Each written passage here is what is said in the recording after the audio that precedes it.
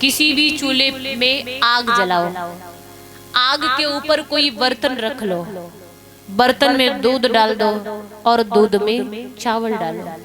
यदि नीचे से आग जलती रहती है तो दूध में पड़े हुए चावल भी गल जाते हैं। फिर एक बात बताओ, आपके शरीर को दंडित करने से आपकी आत्मा को इसका कष्ट कैसे नहीं होगा?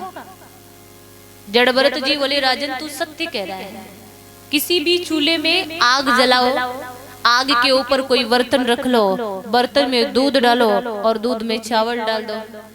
यदि नीचे से आग जलती रहती है तो दूध में पड़े चावल गल जाते हैं, किंतु हे राजा रहुगण, यदि उन्हीं चावलों के स्थान पर दूध में पत्थर डाल दिया जाए, क्या नीचे से आग जलाने पर वो पत्थर गलेगा?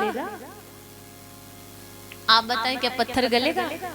कितनी भी आग क्यों न जला दो, पत्थर गलने वाला नहीं है।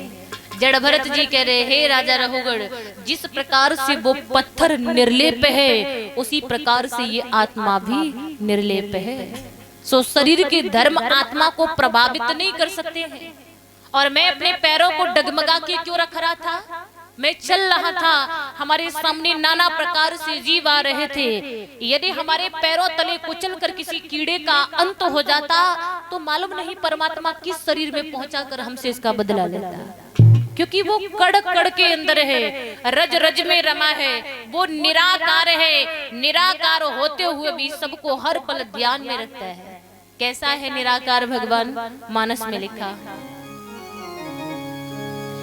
विनि पग चले सुने विनि काना, कर विनि करम करे विधि नाना।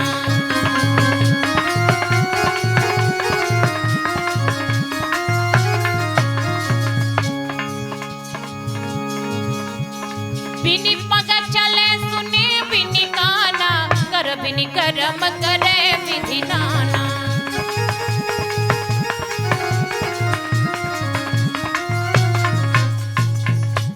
वो निराकार भगवान बिना पैरों के चलता है, बिना कानों की सुनता है, बिना हाथों के करोड़ों कार्य करता है। जड़भरत जी राजा रहुगढ़ को समझा रहे, हे राजा रहुगढ़, महाप्रलय क्यों न हो जाए, महाप्रलय में भी निराकार भगवान का अंत नहीं होता।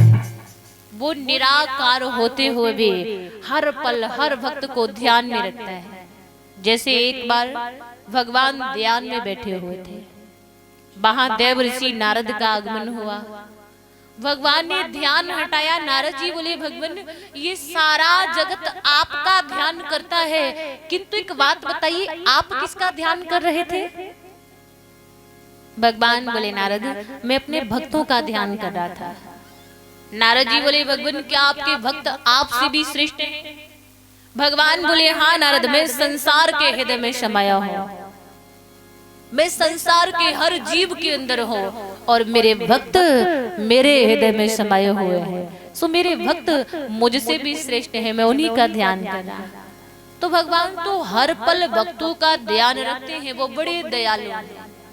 मानस में लिखा है, कोमल चित्त अति दीन दयाला,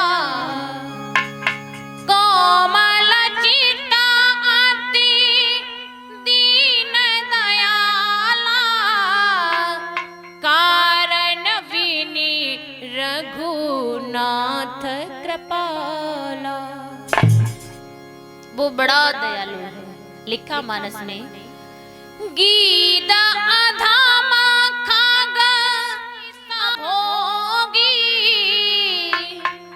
गीत अधामा खाग आमिष भोगी, गति दीनी जो जाचत जोगी।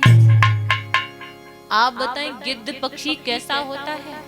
गिद्ध जो मांसाहार के सिवा जीवन में दूजा कुछ नहीं खाता, उस गिद्ध पक्षी को भगवान राम ने वो गति दे दी जिस गति की याचना बड़े बड़े योगी जन करते हैं। गति दीनी जो याचत जोगी, जिसकी याचना बड़े बड़े योगी जन करते हैं, वो गति उस गिद्ध पक्षी को दे दी प्रभु राम ने। ऐसा दयालु कोई और मिलेगा क्या?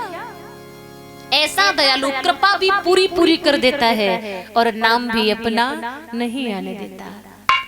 जटायु कह रहे भगवान बड़ी कृपा की, जो अंत समय आपने मुझे दर्शन दिया, मेरे अंत समय आप पधारे। तो भगवान राम बोले जटायु इसमें मेरी कृपा का कुछ नहीं है। क्या बोले? जलभरी नयन कही रघुराई, जलभरी नयन कही रघुराई, तात करम निजीते गति पाई, तात करम निजीते गति पाई। ऐसा दयालु कृपा भी पूरी पूरी कर दी, नाम भी अपना नहीं आने देगा। अरे जटायु इसमें हमारी कृपा का कुछ नहीं, ये तुम्हारे कर्मों का फल है। वो बड़ा दयालु है, ऐसा दयालु कोई और नहीं मिलेगा, इसलिए उसका ध्यान करिए। अब कई लोग कहते हैं भगवान है कहाँ, हमें दिखाई नहीं देता तो हम तो मानते भगवान है ही नहीं। ऐसे ही कन्हैया समझा रहे, हे उद्धव जैसे सूत के बिना कपड़े का कोई अस्तित्व नहीं है।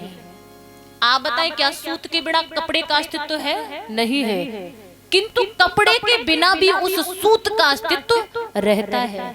ऐसे ही जगत के न रहने पर मैं रहता हूँ, किंतु हमारे बिना ये जगत एक पल भी नहीं रह सकता है। तो भगवान तो कड़ कड़ के अंदर है, रज रज में है, फिर भी मनुष्य कहता कहाँ जाने से हमें उसकी प्राप्ति होगी। लिखा भी है किसी कवि ने,